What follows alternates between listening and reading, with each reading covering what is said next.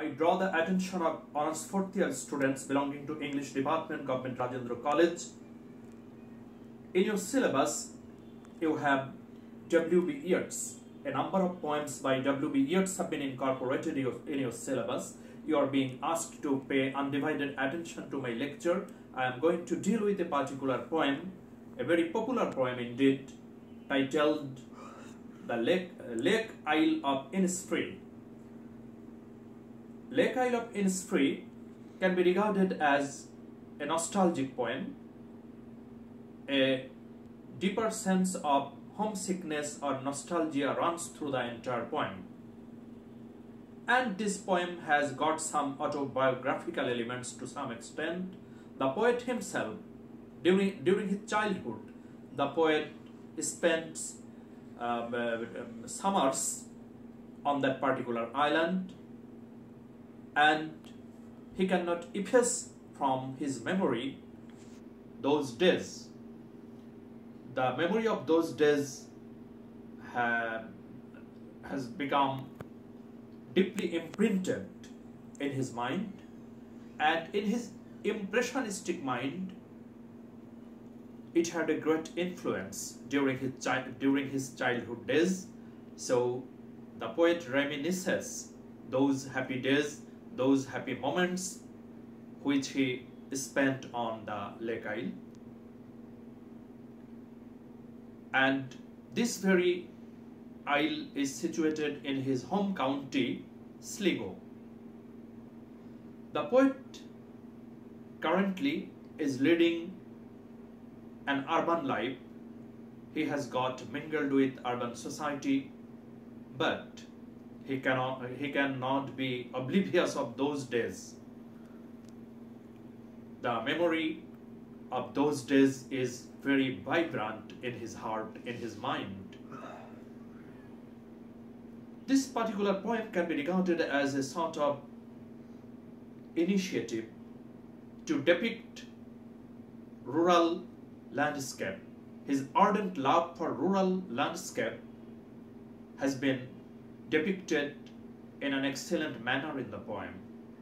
The poet harbors the desire, the poet cherishes the desire to build a hut-like structure, that is a sort of cabin on that island, and the cabin will be clay built and wattled, that is a sort of wall which will be built by rods, sticks, twigs, branches, etc. It will be an ideal rural habitat to some extent, though there will be no luxury, but the poet will be able to comprehend the beautiful sights and sounds of nature. As an ardent lover of nature, W.B. Yeats will be able to enjoy the beautiful landscape. A number of phenomena have been mentioned in the poem. The poet will be able to hear the buzzing sound of bees. He will also be able, in the evening, he will also be able to listen to the sweet notes of songbird named linnet. Another noticeable phenomenon in this poem is that the island is located in a lake, and the lapping waves striking the shore will give rise to a sense of different sensation, probably a sort of ethereal sensation in the receptive mind, receptive heart of the poet. And the mention, the reference to midnight, evening, and the purple hue color during daytime have also been mentioned by the poet. As a conscious individual, the poet can easily make a comparative study between urban life and rural life. Urban life is beset with multifarious problems.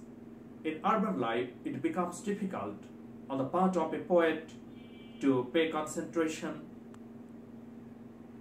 to compose literary works, and in urban life, we also notice hustle and bustle or din or bustle, a sort of chaotic or anarchic atmosphere can be noticed.